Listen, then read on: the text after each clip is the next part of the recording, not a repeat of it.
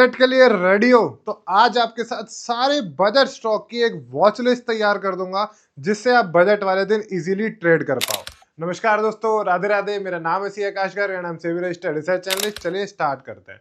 देखो, आपने बस तो बजट देखा होगा। बजट जो स्टार्ट होता है उसमें पहले 5 से 10 मिनट बात होती है इंडिया के सिर्फ विजन एंड ग्रोथ नैरेटिव को लेके। वहां पे इंडिया की growth story, GDP outlook, global challenges हम क्या फेस कर रहे हैं और लॉन्ग टर्म विजन की बात होती है। यहाँ पे अगर आपने देखा हो, पहले सिर्फ और सिर्फ बजट के 10-15 मिनट तक हमें कोई खास मोमेंटम देखने को नहीं मिलता है एंड ऐसे कोई स्टॉक्स भी नहीं होते हैं जहाँ पे हमें कोई मोमेंटम देखने को मिले। इसके बाद होती है मेन बात स्टार्ट। अब वहीं से हमारी चीजों को हम देखना स्टार्ट करते हैं। उसके बाद दोस्तों स्टार्ट होती है, फोकस होता है फार्मर्स पे, वुमेन पे, पुअर वुमेन एंड यूथ के ऊपर।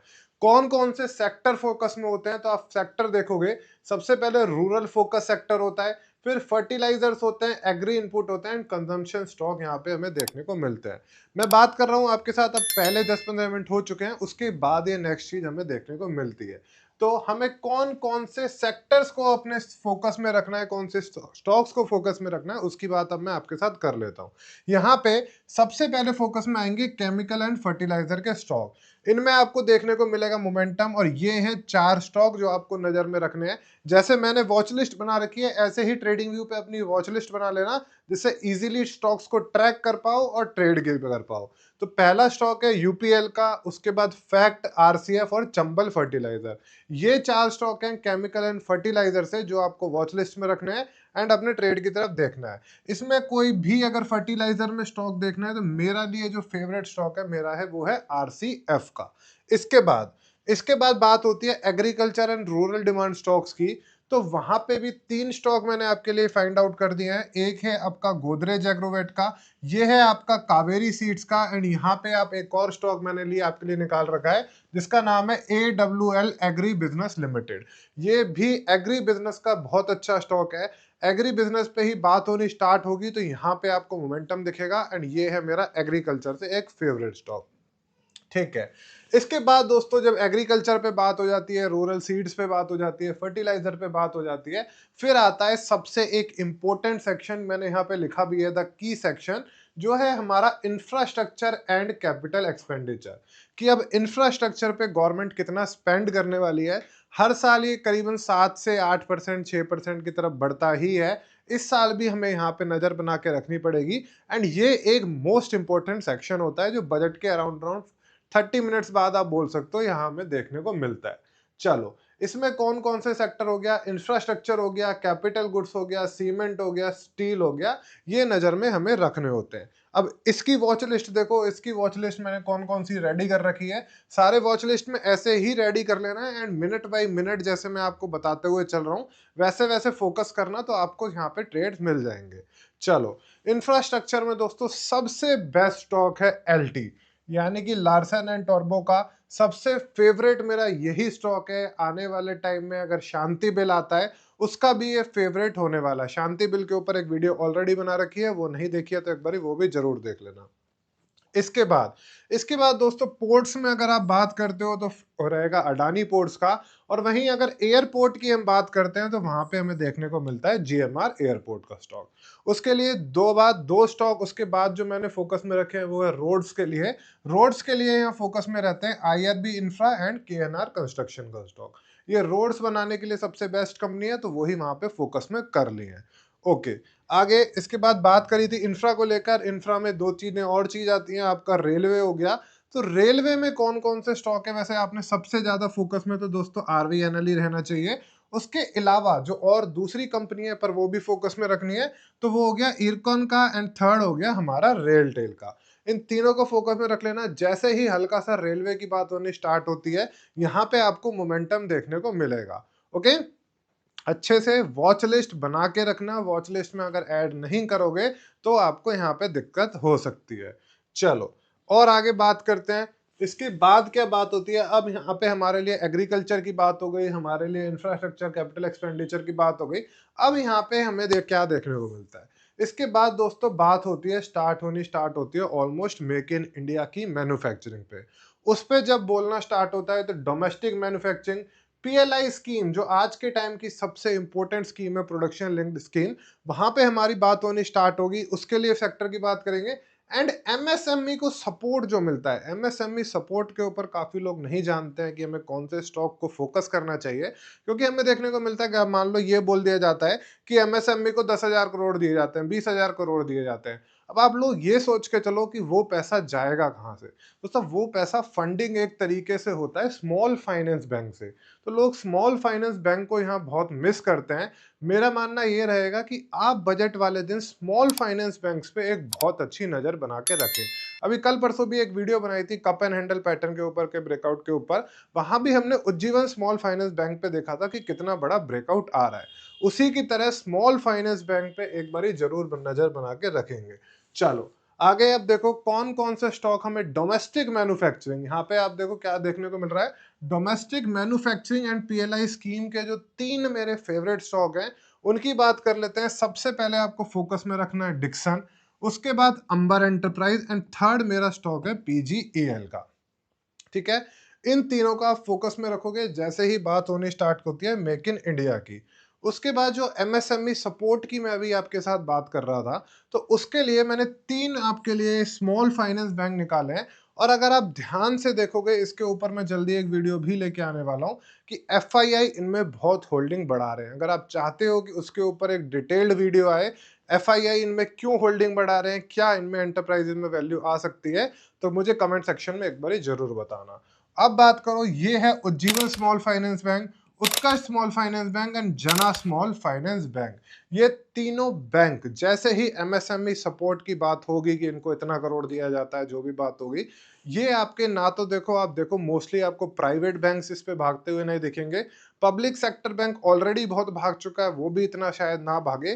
पर ये स्मॉल फाइनेंस बैंक जो है यहाँ पे एक आपको मोमेंटम दिखाते हुए दिखेंगे।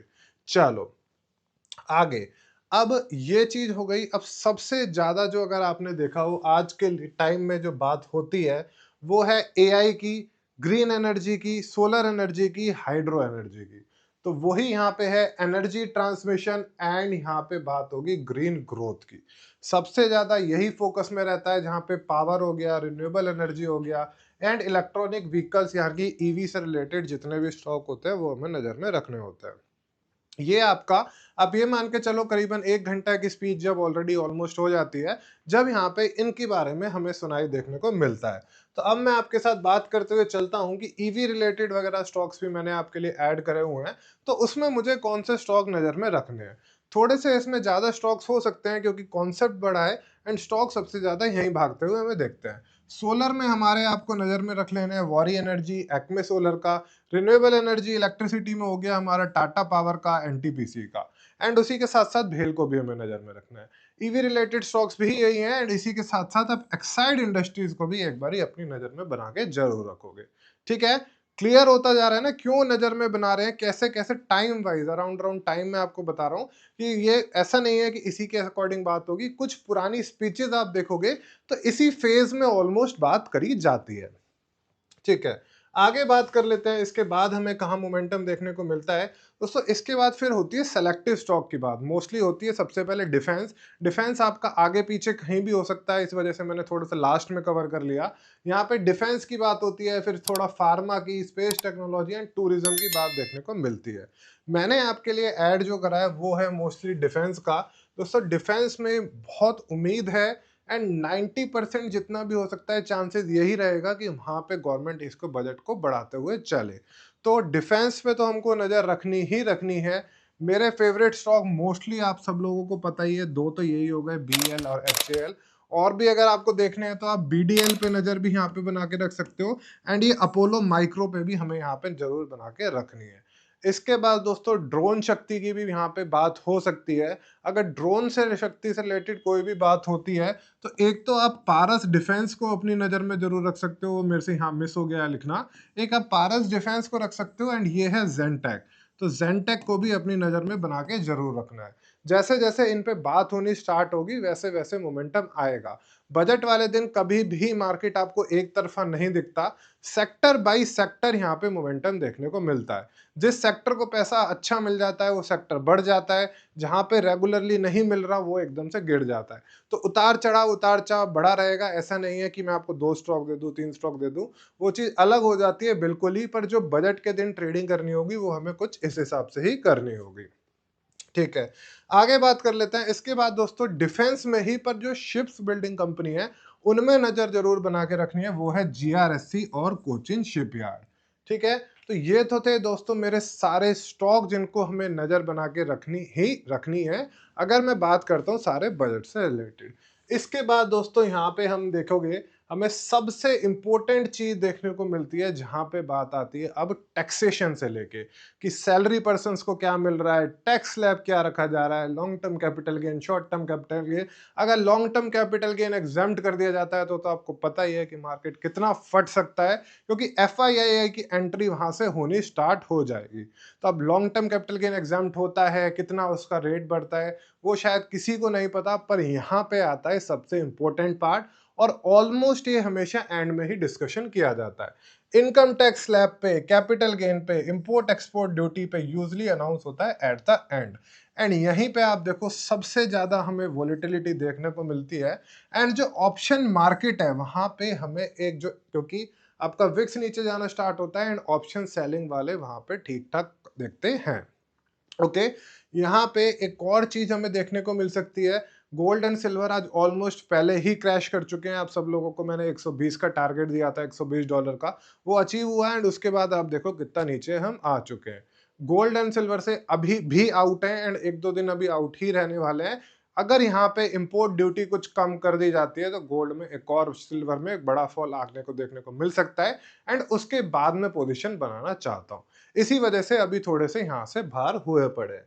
और अगर ऑप्शन मार्केट की अगर मैं बात करते हुए चलते हैं, आप चाहते हो अगर ऑप्शन मार्केट में कि ऑप्शंस में हम यहाँ पे कैसे सेलिंग स्ट्रेटेजी बना सके, उसके ऊपर भी मैं एक वीडियो बनाऊं तो मुझे कमेंट सेक्शन में जरूर बता दो, या तो मैं आपके साथ वीडियो बना दूंगा, अदरवाइज मैं आपको बजट वाले दिन लाइव आके एक बारी बजट की स्ट्रेटेजी जरूर बना दूंगा 10 बजे के आसपास।